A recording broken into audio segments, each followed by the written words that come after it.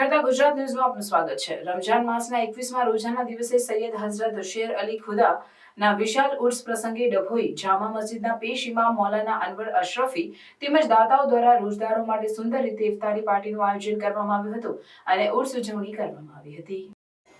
પવિત્ર રમઝાન માસના 2 તબક્કા પૂર્ણ થયા છે ત્યારે મસ્જિદોમાં સમૂહ ઇફતારીનો ધમધમાટ જોવા મળી રહ્યો છે। મુસ્લિમ બિરાદરોના પવિત્ર રમઝાન માસ અંતિમ તબક્કા તરફ છે ત્યારે મસ્જિદોને શણગારવામાં આવે છે, જ્યારે કે 21મા રોજાના દિવસે સૈયદ હઝરત મૌલાના શેરે ખુદાના વિશાળ ઉર્સ પ્રસંગે ડભોઈ જામા મસ્જિદ ખાતે વિશેષ ઇફતારી પાર્ટીનું આયોજન કરવામાં આવ્યું હતું।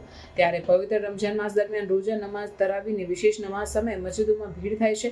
બંદગીમય વાતાવરણ વચ્ચે રોજા છોડવાના સમયે મસ્જિદોમાં ઇફતારી પ્રોગ્રામ રખાય છે। નવી નવી વાનગીથી રોજદારોનું મોં મીઠું કરી ઇફતારી કરવામાં આવે છે। વર્ષનું હૃદય રમઝાન છે। પવિત્ર રમઝાન માસના 30 દિવસના રોજા હોય છે। પ્રથમ 10 દિવસ રહેમતના માનવામાં આવે છે, વચ્ચેના 10 દિવસ માફીના હોય છે અને છેલ્લા 10 દિવસ મુક્તિ માટેના હોય છે।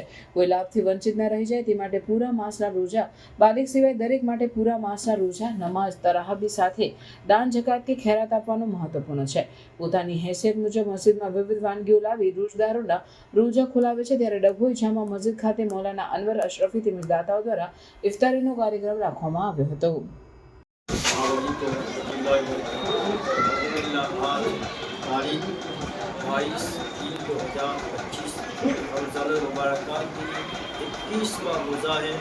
जिसमें हज़रत अमीर मुमिनीन खलीफतुल मुस्लिमीन मौलाए कायनात हज़रत अली रज़ियल्लाहु तआला अन्हु की शहादत का दिन है।